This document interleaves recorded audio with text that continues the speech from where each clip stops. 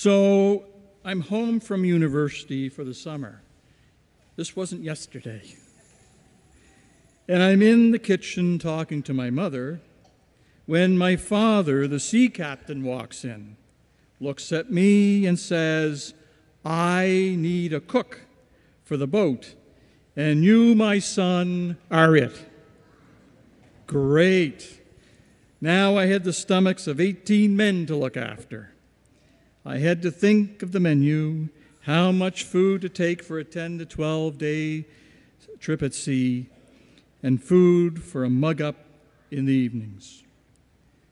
Now, let me say that it was a well-known fact in the waterfront in Lunenburg that the skipper thought he was in charge, but it really was the cook. If a good cook left the ship, so did half the crew. A bad cook was referred to affectionately or maybe unaffectionately as a blacksmith working over his forge. So I had to figure out the provisions we would need: 85 loaves of bread, hundreds of pounds of potatoes, 70 to 80 dozen eggs, and lots of bacon. I think you get the picture. Now, the ocean, although it's all water, is like a desert. If you ran out of something, you just couldn't sail up to the local convenience store to pick it up. You always had to make sure you had an adequate supply. So, when I was preparing for this homily on the loaves and fishes, I thought, if I only could look after 18 men, that wasn't too bad, because Jesus was confronted with 5,000 and possibly many more. So the question now is, how much food do you think it would take to feed that many people? Well, my background was in the food industry, and I run the food bank at Beacon House, so I thought I would take on that challenge, and I did the math. And what I came up with, it would probably require an 18-wheeler that has a 53-foot trailer. I considered making a couple of phone calls to get such a truck outside the church this morning as kind of a prop to let you know how big that is. But knowing the situation, particularly here at John Vianney, with parking as it is, it probably would not have been a good thing to do. So I will plant a seed, though. Anytime now that you see an 18-wheeler truck, just remember the loaves and the fishes in today's gospel. Now, the other question I would ask is, and people ask, was this a miracle? Well, I couldn't say enough things to say absolutely, positively, no question that what happened in this scripture was a miracle.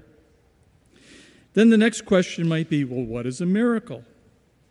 Is it the miracle on ice when the hockey team wins an Olympic gold medal? No. Is it when Leaf fans keep hoping after 51 years that their team might actually win the Stanley Cup? No. Or is it when a pilot gently lands a plane on the Hudson River in New York City, saving all those on board? That's getting a bit warmer, because that day, I'm sure the hand of God had a guiding and protecting force on those people that day. But then there is the supernatural miracle, when it requires divine intervention, where the impossible is made possible.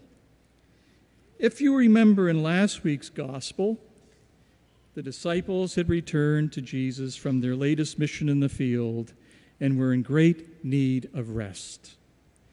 The crowds, again, are closing in on them like a modern-day version of the paparazzi. Jesus could have sent them away, but he has great compassion. He is always about gathering them in. Even us, here today in this assembly, have been called and are gathered together with purpose. Anytime we are dispersed, it is divisive, and it runs the risk of creating this every man for himself mentality. So, now you have these people in a desolate place, no provisions, and as the day wears on, they will have to be fed. The disciples, they're at a loss. How will we deal with this? But Jesus knows. And in his usual manner, he answers their questions with another question. The challenge is out. Sometimes some of the greatest moments in Scripture happen with the most unlikely of people and the most unlikely of circumstances. This young boy who was among the crowd offers what he has. Now, he could have kept this to himself, but he didn't. What little he had, he was willing to entrust to Jesus and his disciples. That in itself is amazing, but that is only the beginning of it. Jesus always begins where the situation is.